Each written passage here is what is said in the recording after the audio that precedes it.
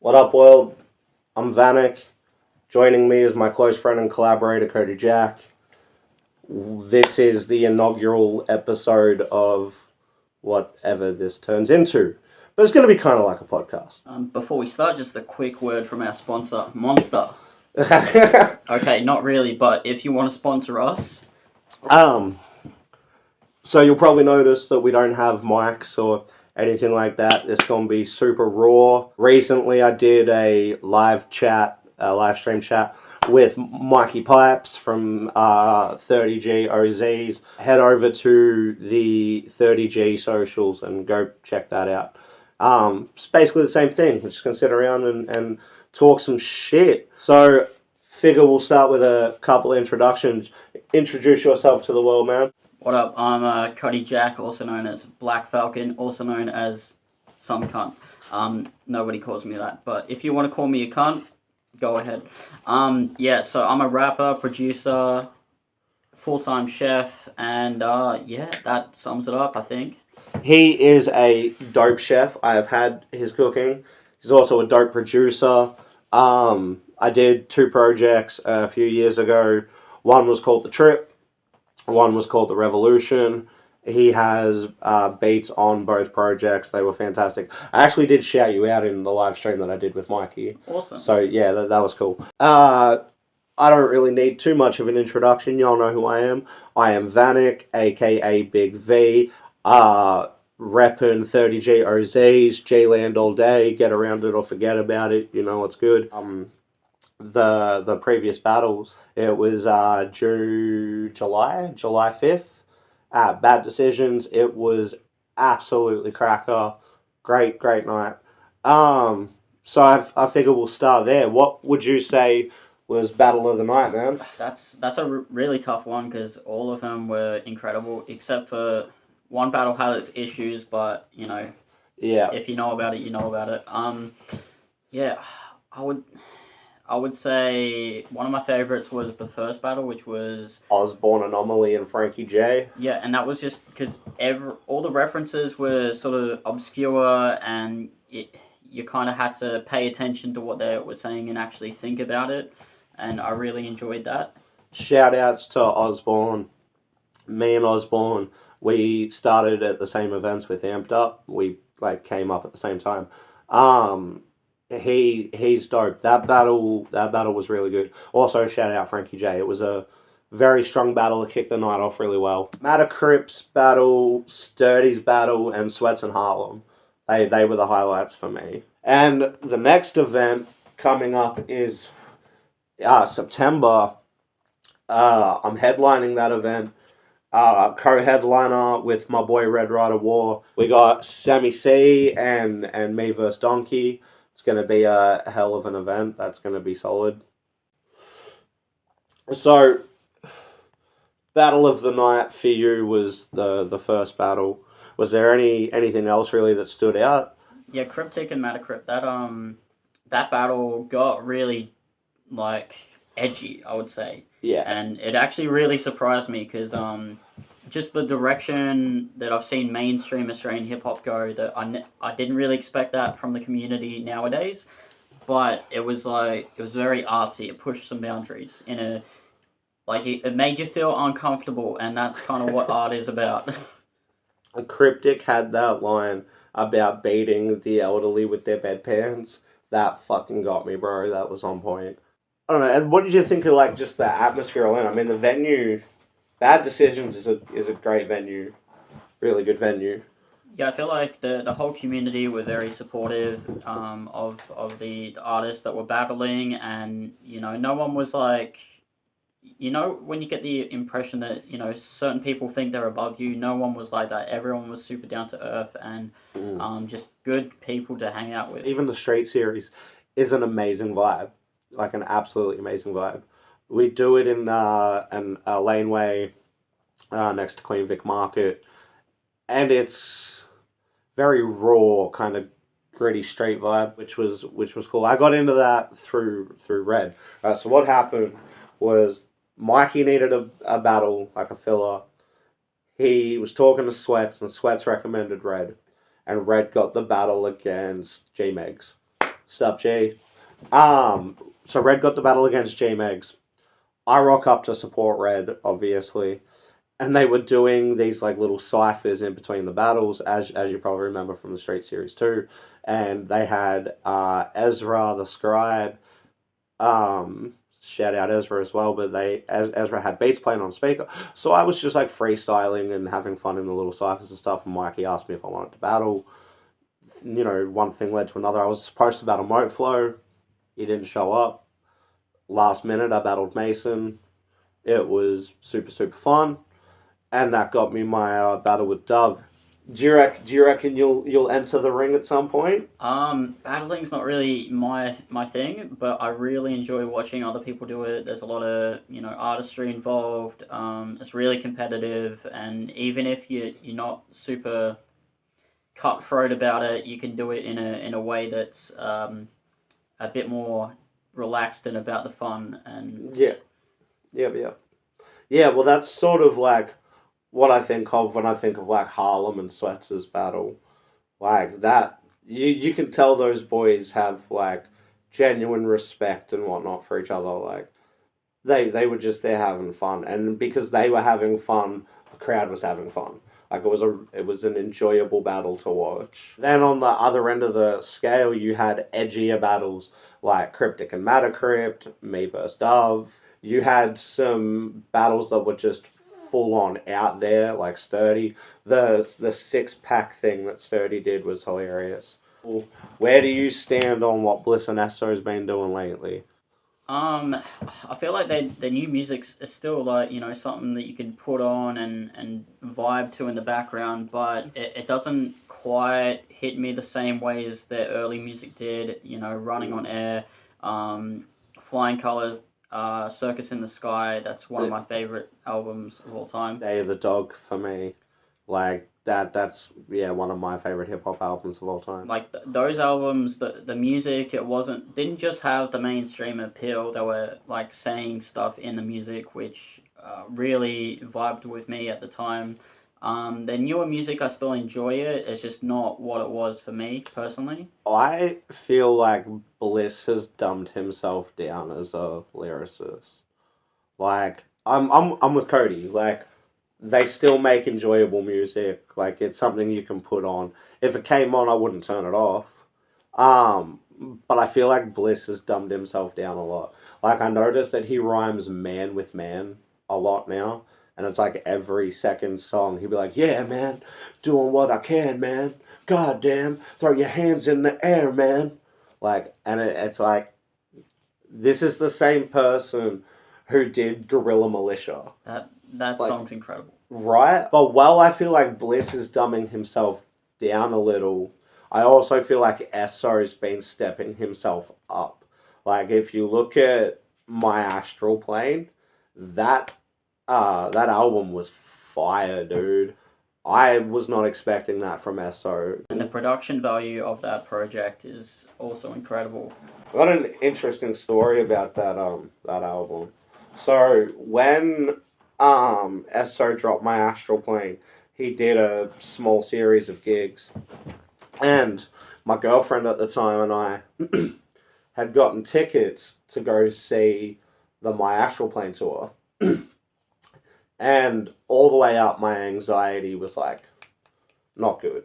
So we get like into the city and we get lost looking for the venue, which sends my anxiety even nuttier. Find the venue finally, get harassed by a bouncer, finally get in. We get in and like the doors to the live music part were like still closed.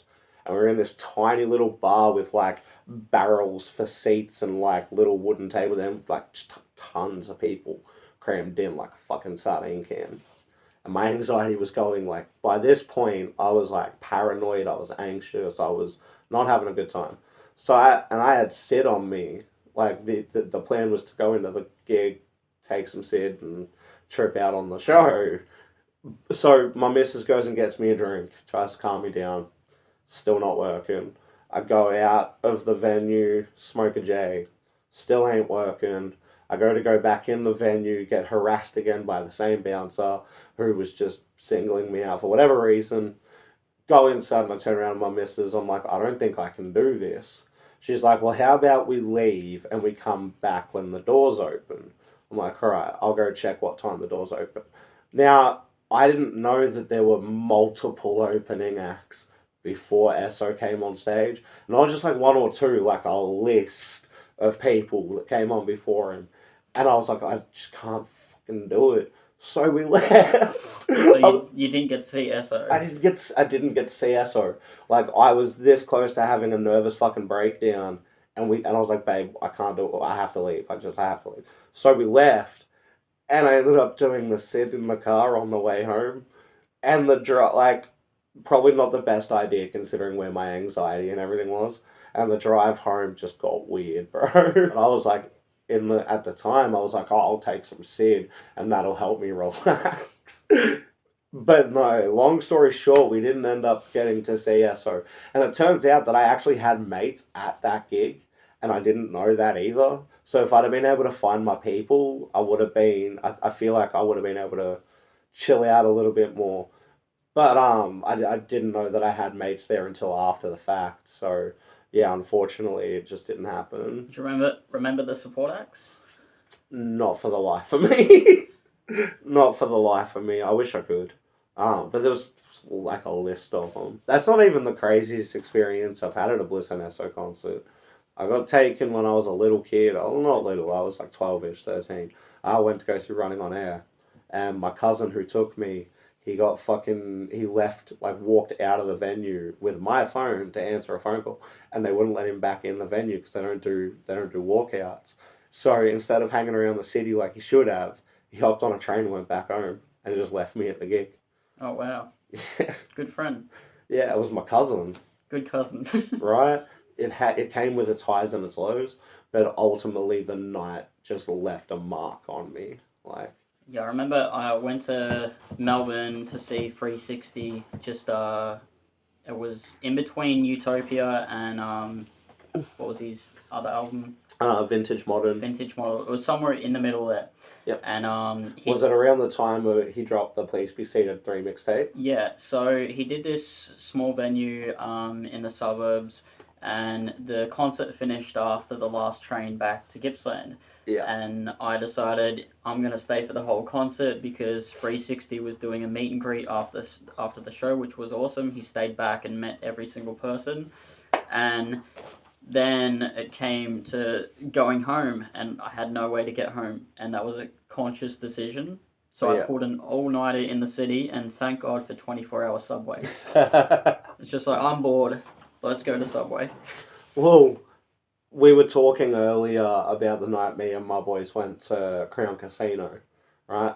So that night, we were initially in the city for a freestyle competition that was being held by Amped Up at a Whole Lot of Love on Lygon Street. So we went up for that, and then decided to bum around the city for the night. But, you know, without going into all the details, like, again, just a bunch of crazy shit happened. But, we were getting ready, like, first thing in the morning to catch the bus back to Wonthaggi. And we were fucking starving, man. And we go to walk into, can't remember if it was Flinders or whatever the other one is, but it had like a Hungry Jack's on the outside of the train station complex. And we go to walk into this Hungry Jack's, and the lights were on, doors were open, and we walk in, and the guy's like, we're closed. And we're like, but your door's open, your lights are on. It's like, yeah, but we're not open yet. Technically, we're closed. And we're like, well, what the fuck do we do? So we go to a 7-Eleven and get Nukem breakfast burritos. So fucking get the burritos, put them in the Nukem, and we get to the train station. And one of my mates, he took a bite of the burrito. He's like, nah, and tossed it. I took a couple of bites, and I was fucking like somewhere right in between drunk and hungover. So I eat a couple of bites. I'm like, nope, and start hurling in a trash can. And my other mate, who I still talk to all the time, takes a bite. He's like, oh, this is foul, dude. And just continues to eat it. Well, like, if you don't like it, like, Speedy's like, yeah, no, but I'm hungry, bro. Down in this breakfast burrito. Yeah, I'm usually not a fan of food waste, but in that situation, if you're going to vomit it back up anyway, does it really matter? Shout outs to Crazy Nights in the City. Yeah, good fun. Yeah, that's why I always eat before I start feeling sick. Uh, Stay in drugs, don't do school. Stay in drugs. Don't do drugs are bad, okay? I think I got that off you. Yeah, probably. Yeah. Don't do drugs. And if you must do drugs, do them in a smart way. Everything in moderation. Understand what you're taking. Understand what the effects will be. Make sure you have someone around you that it can help keep you safe. If you're going to do drugs, at least be smart about it. Um, Current state of Australian hip hop. What do you think of? Okay, so this is going to sound really dickish, and I do not mean it to at all. 60 finding religion. Mm. Now that's an awesome thing for Six. It's clearly given him a lot of direction, a lot of purpose, and I think that's an awesome thing. But at that same time, I feel like he's like overindulging in it to a point that he's like probably, at least me as a fan, feeling alienated. Yeah, I can see both sides of that. So, like, if you're not a religious person, or if you believe in a different religion, Which is fine, yeah, or all of which is fine. I can see how, having a certain message. I don't want to say shoved down your throat, because that gets overused. But a certain message repeated constantly, I can see how that would make you feel a certain way. But in saying that, if you found religion, and you 360, he previously was very atheistic in his views. Um, that would be like a very, very surreal experience, and you'd want to sort of shout it out to the world. So, there's two sides to that, and I get both of them. But if I were in his situation personally, from just a business perspective, I would probably be a bit more reserved in what I would say publicly. But it's his life; he can do what he wants. Yeah, and like as I said, like and as Cody said, like finding religion, especially after what was the word you used? So Athe atheistic. atheistic, right? To go from that to being like very deep into religion, as you said, be a very surreal thing. So I complete like and religion, whether you're a celebrity like 360 or just, an average person, it has given a lot of people guidance, a lot of people stability, and people have been able to turn their lives around wholeheartedly due to finding religion. So I don't disagree with it at all. I think that being a little more reserved, as you said, is probably the right way to go.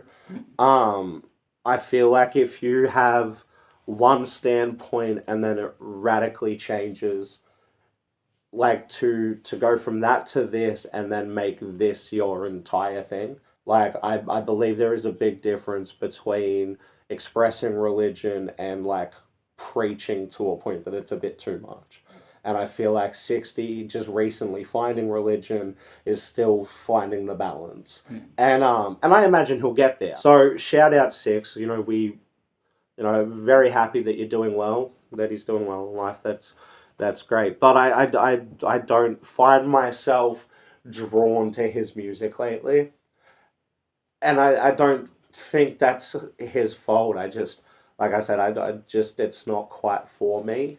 Um, but, and I think, Pez is religious too, isn't he? Yeah. What do you think of 60's swear jar thing? Like, now that I'm religious, I don't feel like I should be swearing anymore. I'm in a position where I'm considered a role model in this, so I don't swear. And it was when he did the swear jar thing on stage, he's like, "Hold me accountable."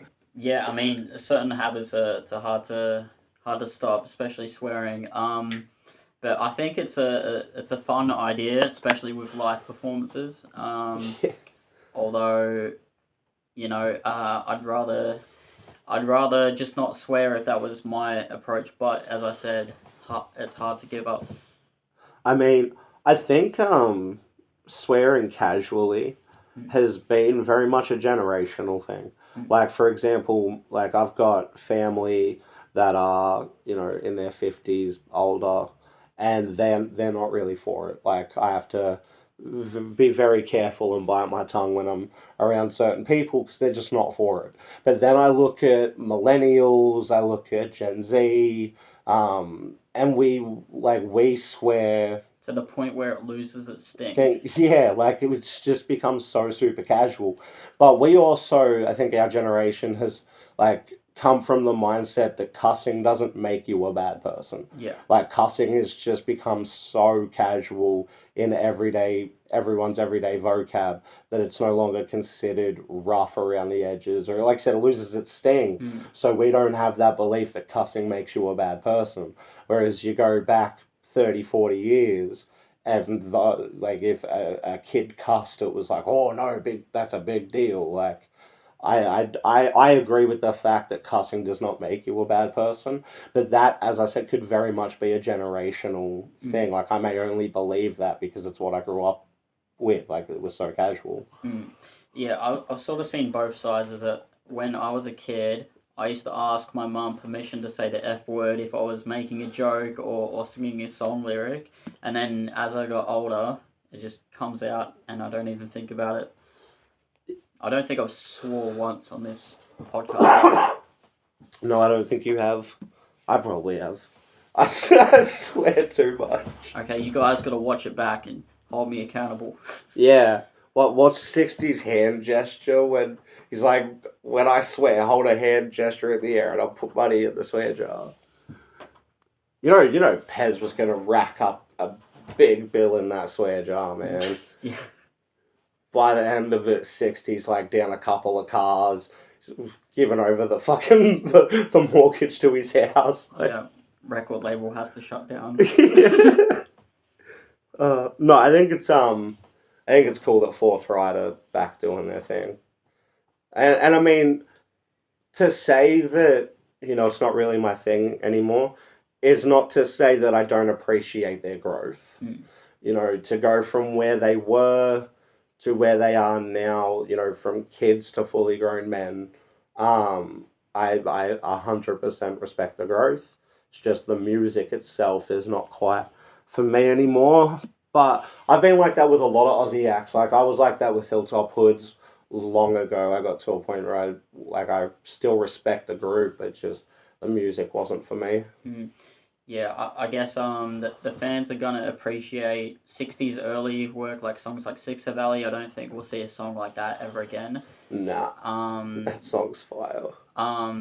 It's such a hard thing because from a religious perspective, you can understand avoiding, certain topics, and from an artistic perspective, it's very different because you want to, push the boundaries and be a little bit edgy. And yeah.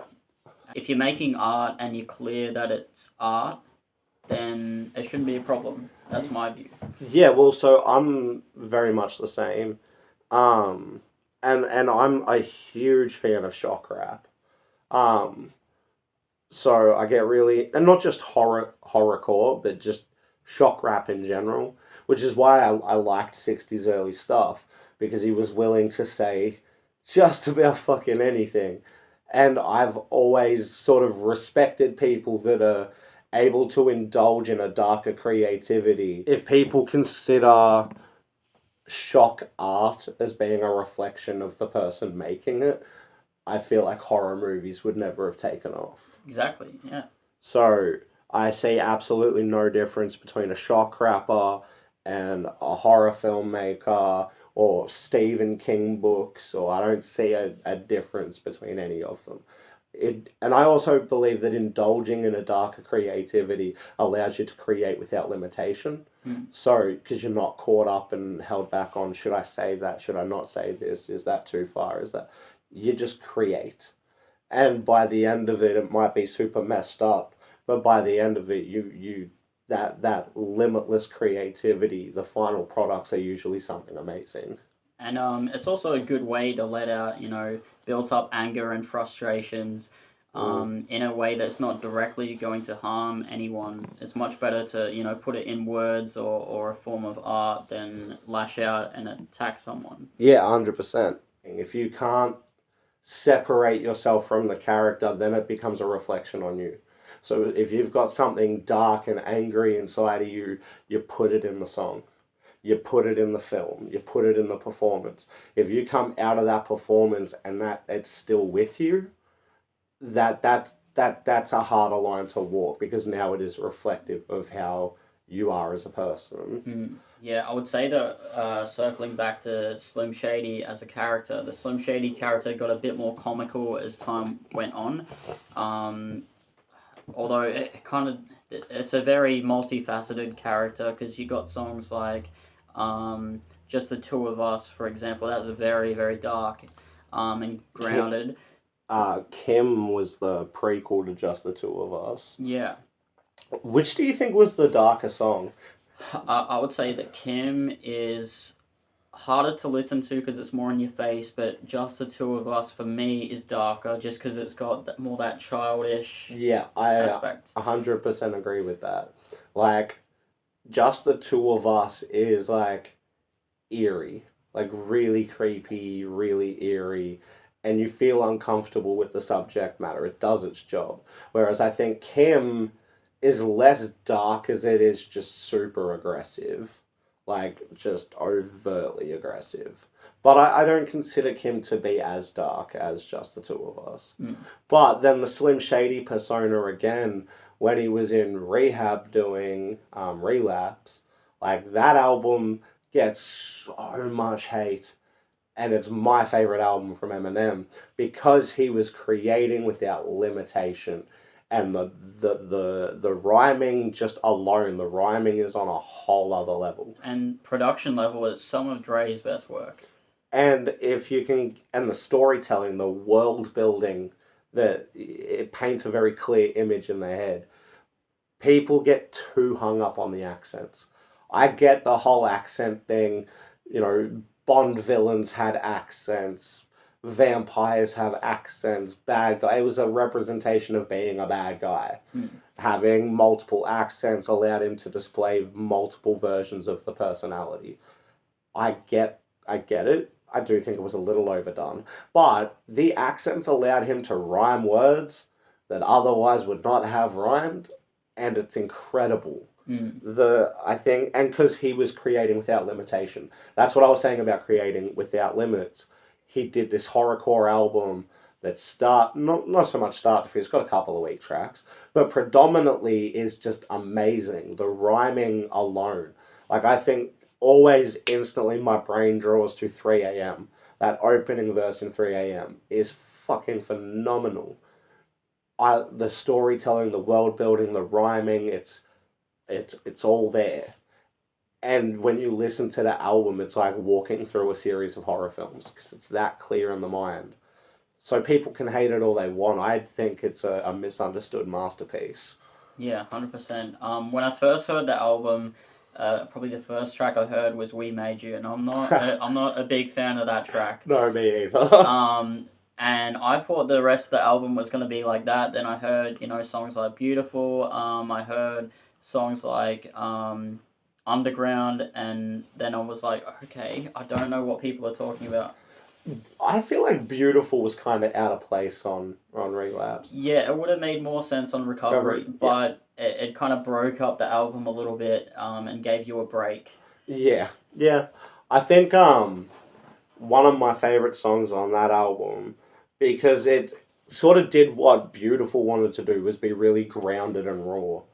But Deja Vu, it was able to do what Beautiful did and be very grounded and very relatable and very raw, while at the same time still having that, a thin slice of that horrorcore vibe from the rest of the album in it. I feel like Deja Vu made more sense on the album than Beautiful, but I mean the album's just great. The Refill second disc, that maybe not as good, but that had some banger songs on it too. Yeah, Buffalo Bill. Catchy. Yeah, Buffalo Bill was dope. Buffalo Bill was dope. Elevator was dope. My Darling was dope. Was Hell Breaks Loose on that? Yeah, bro. Yeah. That song has such a banging beat. It's like it hooks you.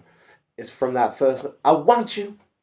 to understand something. As soon as you hear that, I want you, it hooks you in. So, current state of Aussie hip hop. We covered Bliss, we covered Six. Have you checked out the new Hilltop Hoods album yet? I've listened to a couple of songs off it, mainly the singles, I think. What was the last single they dropped? Don't know. But for me, I listened to the new album and it's better than their previous album. Whatever that was called. But for me, it sounds like they tried to recreate the sound that they were known for, and they did it quite well. For me, none of the songs particularly stood out, although I did listen to it at work, so I was not giving it my full attention. Yeah. So I want to give it another listen and see if anything grabs me. But I do enjoy that they did a bit of a throwback album in that way. I will say the last album I actually sat and listened to start to finish from Hilltop Hoods. This is how ancient I am, bro. But it was Drinking from the Sun. Yeah, It was the last album that I listened to start to finish. that's actually a really good album. I've got an unpopular opinion for most people, but I find it really hard to understand a lot of what Hilltop Hoods are saying. Yeah. Like their accents are so thick and they lean into them so hard. Do you think it's a South Australian thing or? I don't know, maybe. I mean, Pressure's harder to understand than Suffer. But a lot of the early Australian hip hop came out of Adelaide. Yeah. So I'm guessing that had some influence. Because you don't really get that with Pegs. Yeah. Pegs is a bit easier to understand. I think it's because he's from Melbourne and we're from the same state. Pegs is like responsible for, at least in my opinion, for the mainstream appeal of Aussie hip hop. If it wasn't for Obese Records, I don't feel like hip hop would have taken off in such a way that it did, especially being Australian. Like I remember when I started rap, I've been rapping for 20 years next year. When I first started rapping, it wasn't just you're white; it was you're a white Australian. You have no business rapping. And for a long time, I thought I was like the only person in the country that did it. Until, 11, 12-ish, I discovered Bliss and Esso for the first time. And that opened my eyes to a whole world of hip-hop that I didn't know existed. Because at the time, I didn't know Aussie rap was a thing. And I copped so much fucking shit for it. That I was like, there's no way in hell that Aussie rap would ever take off. Unbeknownst to me, it already had. But I think Pegs plays like a large part in the fact that Aussie hip hop was able to exceed chilling in the bedroom. Pretty much all the big names in up until about the 2010 era were through Obese. The last big name probably would have been Cursor. Yeah. Although he did a lot of independent stuff outside of that. Was Cursor actually signed to Obese, or were they just distribution deals? I think it was a distribution deal. But early on, Hilltop Hoods, of course, Bliss and Esso initially. Illy, I think, was on Obese. The Fundamentals.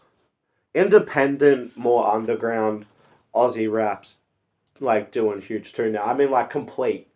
I feel like Complete, when it comes, like, in terms of, like, independent success, even though their music styles are very different, I feel like he's the next Cursor. Just in terms of what he's been able to achieve as an independent artist.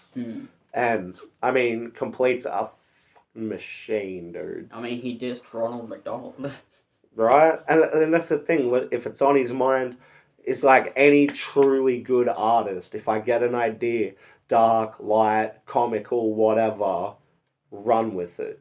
He does that really fucking well, and it's made for some incredible songs. And I mean, we've also got rappers like Bitter Belief. Yeah. Like, Bitter's dope, bro. Just dives into like a whole concept, like a flame emoji. Flame Emoji's a solid song. That's got some like real good bars in it. Have you checked out Cogs? I know of Cog. He's kind of more of a horrorcore sort of style, but Yeah, I don't think I've listened to a lot of Cogs. I have listened to some, nothing that really comes to mind. But I've been shown Cogs by a few people. But yeah, definitely need to check him out. I think you've even shown me some Cogs back in the day, so Yeah, I'll definitely have to check that out because I'm a big fan of horrorcore and shock rap. Unfortunately, not a lot of it gets done here in Australia. What do you think of Tom McDonald? Gay. No. Like when he initially came out with whatever that song was called, White Boys, blah blah blah. I was just like, yeah, that's interesting. That's something different. And then he kind of like leaned into doing the same recycled material over and over again, and he has just become a bit of a cliche. And Yeah. If I'm looking for that type of, I guess, political rap stuff, Chris Webby does a much better job at it, and it comes across as more authentic because he's not making every single song about that. He's just doing, the odd song every year or so. Yeah. Well, I think when Tom first started like coming on the up, like I got into a little bit of it, I won't lie. But at the time it's because it was edgy. Like I'm not that big into political rap in general, but it was edgy. So I was like, oh yeah, this is cool, I can vibe with this. But every single fucking song was exactly the same. Like he hasn't done anything that shifts from the narrative he worked himself into. So now everything he drops just furthers that narrative, and as you said, it's unauthentic. Like it's gotten to be too much. And from a business marketing perspective, he's done well for himself, but long term, that's not sustainable because eventually people are going to get sick of it. Yeah, man. One day, old Tom McDonald's cult will take over as the world's leading religion with the help of the remaining Rockefellers after Scientology is phased out. I look forward to that. Yeah. When it comes to newer artists, I would say that JID or Jid, whatever his name is, he's super talented, but it's and he's unique in his delivery, but it's not something I can really actually listen to. Like Snoop Dogg, for example, not like a top tier lyricist doing lyrical miracle stuff, but he's very unique and he makes music that you can just vibe to. And I mean, I think the reason people resonate with Snoop is because he's just authentically and unapologetically himself. Yeah. Like, and fucking phone's dinging. I love artists that are unapologetically themselves. People like Snoop, he's like, this is who I am, this is what I do. It's on the surface, and he's nothing more than what you see of Snoop. Like that's who Snoop is. Mm. So I can respect that. I guess in general, being a celebrity, trying to find the balance between down to earth and grounded, and celebrity, I feel like that's a hard line to walk. Like especially the further up the ladder you go, like someone like Justin Bieber, that would be so hard to navigate. And when I was like 10 years old or however old I was when Justin Bieber first came out, I hated him. I couldn't stand him. But then over the years, I'm like, okay, this guy is actually a human. He's Yeah.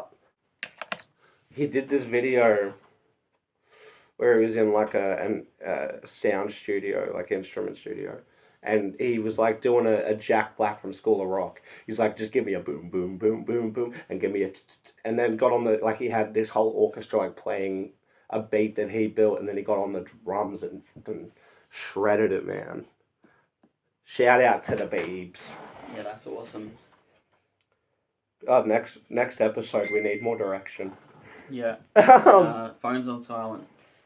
Yeah, and phones on silent. Do that now, actually. It's fucking going nuts.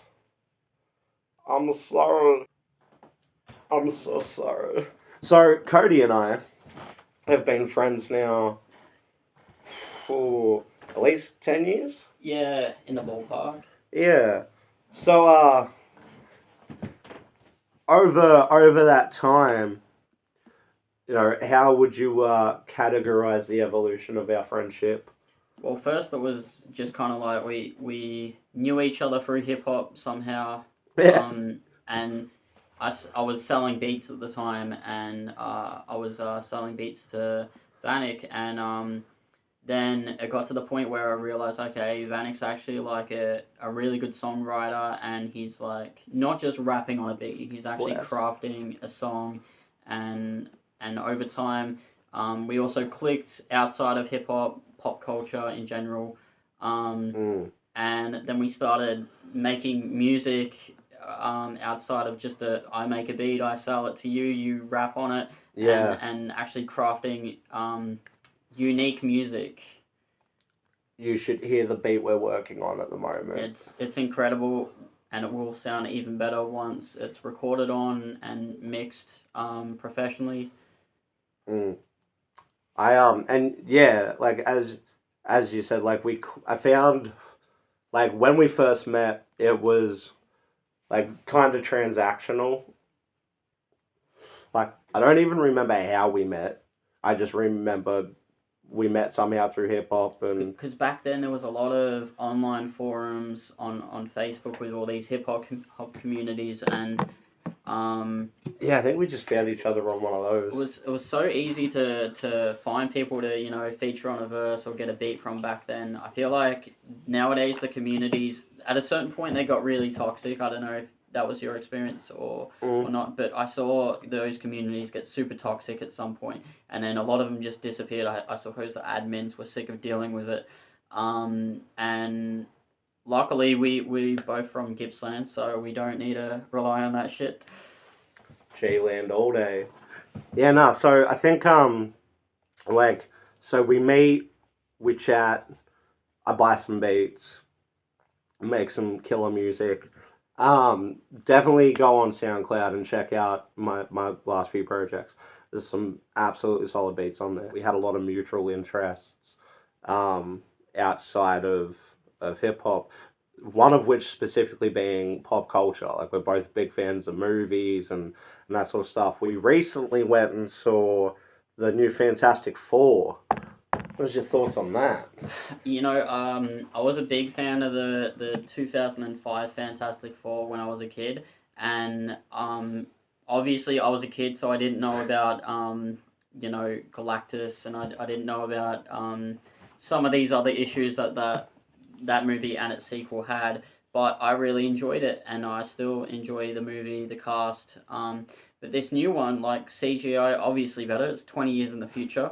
But the writing to me kind of fell flat. They got Galactus down really well, but it just seemed like all these bits pieced together. Like the film was obviously chopped up and put into a certain time frame. It seemed like they could have made a 2-hour movie but didn't. And the actors to me were just boring and uninteresting. Yeah, the actor they got to play Johnny. Now here's the thing with the 2005, right? It when comparing it to the source material, it did get a lot wrong. One of which is the costumes, which was a big step up in the new film, is having the color scheme accurate costumes. However, the costumes look like knitted jumpers that are just turned into like full bodysuits in the new one. Like they have, did you notice they have like the knitted turtlenecks on their costumes? But anyway, Johnny Storm in the 2005 one was played by Chris Evans. While the movie got a lot wrong, the actors at least understood their roles. Chris Evans had the smart ass, loose cannon Johnny Storm personality down. Now, while the new actor looked more accurate, the blonde hair, the costume was correct, it was lacking in that in your face, smart ass Johnny personality that Chris Evans was able to capture perfectly. I did enjoy that the new Johnny Storm was a bit more intellectual. He wasn't just a dumbass, but at the same time, he was somehow a linguistic guy. Yeah. Yeah, figuring out, deciphering all the codes and shit. They didn't explain that. It's just like, yeah, he knows this for some reason because he's got a crush on this alien. I will say they did the thing justice. I feel like while they are more comic accurate in the new movie, I don't feel like the actors understood their roles quite as well as the 2005 cast. Michael Chiklis's thing was not, quite on the money, but he at least understood the gravity of the role. Like when you're playing Ben, you have to have that perfect balance of kind of like kind slightly like ashamed of the way you look, so some vulnerability. You need that aggression, clobbering time, smash your face in aggression, with a hint of humility and compassion. The Thing is a very complex character. Michael Chiklis nailed that. I don't think the new guy I feel quite like hit it. I feel like he also didn't get enough screen time to really explore the character. You got bits and pieces, but out of all the leads, he was the least featured in there. Yeah. And we didn't really get to understand the backstory of that character and And connect with it. that's a big thing for Ben, like Mm. for the Thing, because he does go through this transitional period of I don't like who I am, I don't like how I look, the world perceives me as a monster. If we don't get to experience that vulnerability, then we can't understand the growth. Yeah, Like that's a big part of Ben's development, and they skipped over it. I feel like a lot of the problem with the movie was they skipped over the origin, and I get it. A lot of people know the origin because I've seen the previous iterations of the movie or the cartoons or they've read the comics. But in order to connect to the actors, you kind of need to see the growth of Mm. them within the character. Well, they kind of nailed the MCU. They kind of nailed it with Spider Man, Mm. because like, well, we had five Spider-Man movies in the 2000s and the 2010s. We had the Andrew Garfield. Like we knew Spidey. However, while they didn't do the whole Uncle Ben dies, get bit by a spider thing, they glossed over that, but we still got to see a point of growth for Peter Parker in the MCU, because he's freshly Spider-Man when he first meets Tony Stark. Mm. Still rocking the jumpsuit. He's only 14, 15. Like, even though we didn't get the classic origin we're used to, they skimmed over that. They still left a lot of room for Peter to grow into the Spider-Man that we become more familiar with. And you see that over the course of the Avengers films, the Spider-Man films, you see a lot of that growth. And I think Tom Holland was a perfect choice to play Spider-Man. He embodied the role in a way that no previous actor has. Yeah, I've heard some people complain about Tom's portrayal of Spider Man, I think it's brilliant. and they've said that he's too young. He's Spider Boy, but the cool thing about that is that you get to see him transform from Spider Boy into Spider Man. Yeah. 100%. But circling back to Fantastic Four, I feel like they rush through the story because we've seen it a few times, but at the same time, it's not a story that's been explored as much as Spider Man or Superman or Batman. That's Yeah. why the Batman with Robert Pattinson worked so well, because they could just jump straight into it, because we've seen so many different versions of Batman and it can work like that. But with the Fantastic Four, it's a much lesser known story. Yeah. You saw the Tim Burton Batmans, I imagine. Yeah. The Michelle Pfeiffer Catwoman story has always annoyed me, because it feels out of place, rushed, and just like she's a nervous nobody secretary. Then gets thrown out a window, and somehow that gives her and then gets eaten by cats, and somehow that gives her the power to do sick martial arts and use a whip, and she takes one leather jacket, cuts it up, and turns it into an entire costume. Like, if you told me that story and just didn't tell me it was part of Batman, I would assume it was like an episode of Always Sunny in Philadelphia. Yo, have you watched any of the new season of Sunny yet? Not yet. I'm currently up to season 10. One season. I'm rewatching it myself.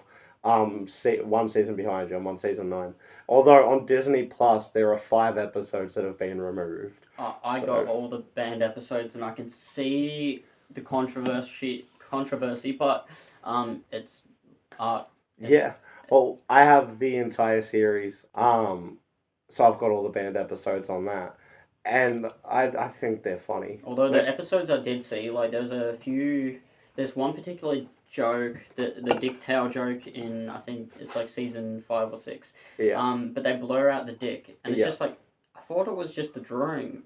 Like I don't know if it was always blurred out or not. Yeah, no, it is. But that seemed a bit weird.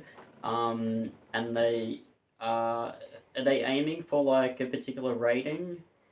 Well, the show in America is rated R, So it doesn't make sense why they blur out the nudity. because it was still a network series. So it's like TV is different than movies. Yeah. So because it was a network, so it was done by FX. Yeah. So because it was still technically a network series, there were guidelines that they had to work between. Interesting. And in their early seasons, the censorship laws were a little tighter than they are now. So you'll notice once you hit the later seasons, they stop bleeping the swearing. Yeah. So they stop bleeping the F word and that sort of stuff, and they really lean into it. But throughout the season, you'll notice that like when they first stopped bleeping the swear words, you'd get a couple of fucks per season. In the newest stuff, there's like a few fucks per episode. So as they've gone on through the years, the censorship laws have loosened a little. They've gotten to a point now where they can get away with a bit more and a bit more and a bit more. But socially, a bit less and a bit less. Less and a bit less. Yeah. But when you really think about it, the Always Sunny characters are very well developed over the years. Yeah. Compared to a lot of other comedy shows, like with maybe an exception to like a show like a darker comedy. When I say darker, I don't mean in terms of humor, but in terms of a more serious comedy. Yeah.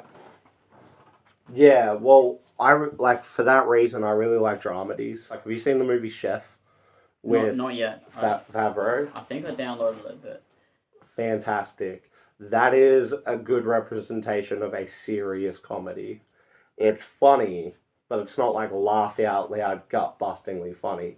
It's dramatic with these like elements of humor that make you go, oh, that's really like it brings it down a notch from being super serious. So that's kind of how I feel about Ted Lasso. It's a Jason Sudeikis show on Apple TV, but he plays this soccer coach, but he's an American, so he knows American football, doesn't know anything about soccer. Goes to the UK, coaches this team, and it's got its jokes in it, but at its core, it's a really light-hearted show that's very emotional, and you get to understand the characters. Yeah. I think you'd really like Hit Monkey. It's a Marvel show based on this guy. Somehow he ends up switching his soul with a monkey or something, gets trapped in a monkey's body, and Jason Sudeikis is the voice for the monkey. Hit Monkey. Yeah, it's a Marvel animated series on Disney Plus, but it's very adult. Man, I don't even know what the last MCU movie I watched was. I gave up, man. It's Fantastic Four. Oh, Fantastic Four, yeah. But that was pretty well removed from the overall MCU. Besides a little cameo at the end. Well, I think I'm getting to a point where I might be able to get back on board with the MCU because they're introducing over the next few phases a new Blade, new X-Men, Fantastic Four. There's like a lot more going on with characters that I'm more familiar with and stories that I'm more interested in seeing. I feel like the MCU after the initial Avengers run got so oversaturated that it just became pointless trying to keep up. Yeah, there's talks about the Spider-Man character going forward being more grounded. Yeah. So there's I don't know how true it is, but there's rumors of the Punisher crossing paths with Spider-Man. Well, there's been shots of John Bernthal, but yeah, something like that. On set of Brand New Day. So whether he plays a big role or not, he's 100% in Brand New Day. And the crossover between this isn't really a spoiler at this point because the movie is like 5 years old, but Matt Murdock in No Way Home. Yeah, that was a perfect cameo too because they didn't try to do a whole lot with the character. It's just like, well, there was one deleted scene of him representing Happy in some meeting that didn't get used, but I'm kind of a little bummed that we didn't even get like other than him catching the thing that flies through the window, we don't even get a whiff of Daredevil. Like, and I having Matt Murdock as a character for a cameo was cool, but in the comics and the cartoons, Spider-Man and Daredevil have had numerous teams up and run-ins. So I'm kind of hoping in Brand New Day that we get a little Daredevil, like, and if Punisher, because like the actor that plays Punisher has been seen on set of Brand New Day. So I'm assuming that's gonna mean that Punisher's in the movie in some capacity. Mm. If we get Punisher, there's a good chance we'll most likely get some Daredevil. Or, Considering through the Defenders universe, the two have become quite linked together. or even a Karen Page. That would be a interesting cameo. I want a Jessica Jones movie. Like, That would be awesome. bring back Kristen Ritter and do a Jessica Jones movie. That'd be sick, man. I think they are bringing back Kristen Ritter as Jessica Jones in a TV series. Yeah. I don't think they're gonna bring back the guy that played Iron Fist. The Defenders Iron Fist was not good. No. It was the weakest of all of them. Like, in my opinion, Daredevil was at the top of that list. Yeah. And we're talking like the original Defenders run, not Born Again or anything like that. The original Daredevil, Jessica Jones, Punisher, Luke Cage, Iron Fist, and then Defenders.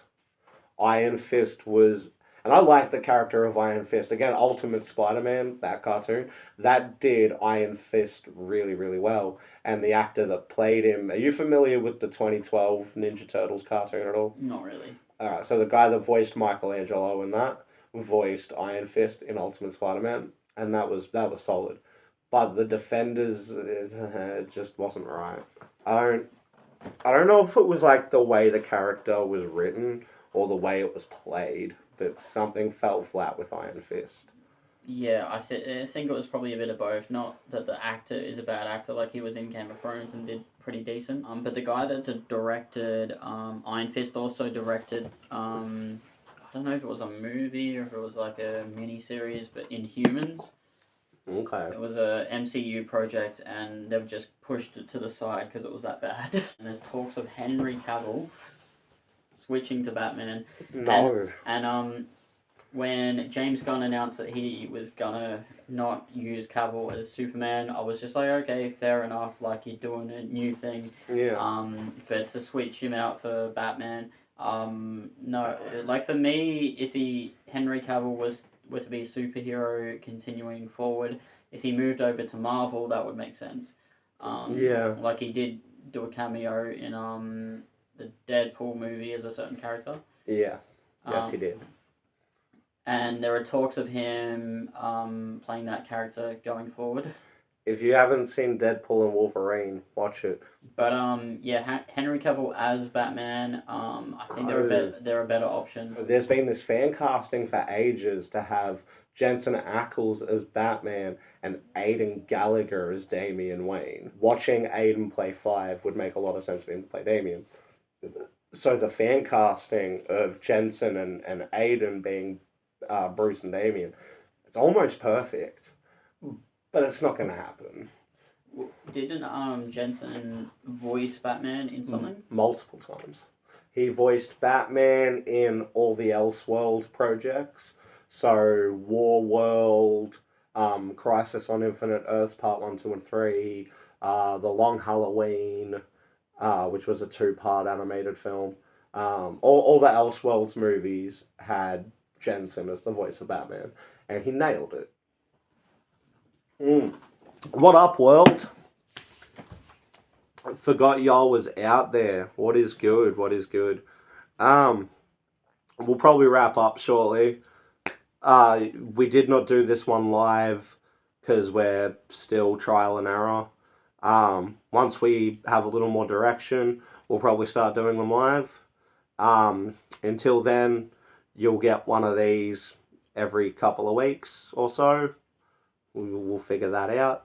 But it's been fun talking shit with the homie. Yeah, hopefully, next time we have a little bit more direction. Everything's in its early stages. Everything grows from something. But doing this podcast is something we've talked about for quite a while now. So it's really, really cool to be able to kick that off. Some short announcements. Obviously, like I said, we got the Street Series happening. There's the battle in September. all the posters and information, everything you need is on my social medias. So definitely go check all that out. New music is coming. We got new music coming together. I got new music. It's not going to be released for a while. With, like I said, everything has to grow from something. I do all of that with the homie Ione Heckenberg from Zanari Records. He is a G. If you don't know Zanari Records, you might know it a little bit. This little band called Ocean Sleeper. Absolute fucking legends from Gippsland. If you don't know who Ocean Sleeper is, it's because you're living under a rock, cunt. What would you live under a rock? I'd rather live in a pineapple, to be honest. Under the sea? On top of the sea. On top of the sea. Floating. Yeah, living in a floating pineapple. Yeah. Interesting. Yeah. That's If it sinks, you might just absorb a lot of water and turn into a sponge. If you were to live inside a flotation device like a pineapple, right? Your George shrinks, you're living in this pineapple floating out in the ocean. How often do you think you'd see anything but water? You might see a Loch Ness monster in the ocean. Bro, where do you stand on the Loch Ness monster? Definitely not real. You don't reckon? No. It's fun to think about, though. Yeah. Do you see this face here? It's like an eye, little mouth, and then like a head. Is that from like... It's like from a can or something, I'd imagine. Stains. Doesn't look like Jesus, though. Well, we've talked about a lot of stuff. We've covered movies, covered Australian hip-hop, we covered all kinds of things. And just keep forgetting you people are there. That's how memorable you are. No, we love you. Are they still there? I don't know, bro. Probably not. They haven't responded, so... Yeah. What should we call our podcast? I was thinking the Joe Rogan Experience. Chat about anything. Chat about anything. Yeah, I like that. Yeah, I thought that was cool. Considering we don't have a lot of direction and we just gab, so yeah, I thought chat about anything was cool. Yeah. But the Joe Rogan Experience, oof. We'd be number 2 podcast in the world. Well, I've never been like too into podcasts, but everybody's doing it, so we figured we'd jump on the trend. We have good conversations, and you should all be privy to them. Alright. Well, this was the first episode of Chat About Anything. I am Vanik. My close friend and collaborator, Cody Jack.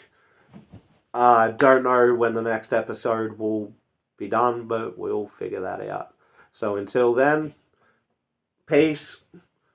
Be good.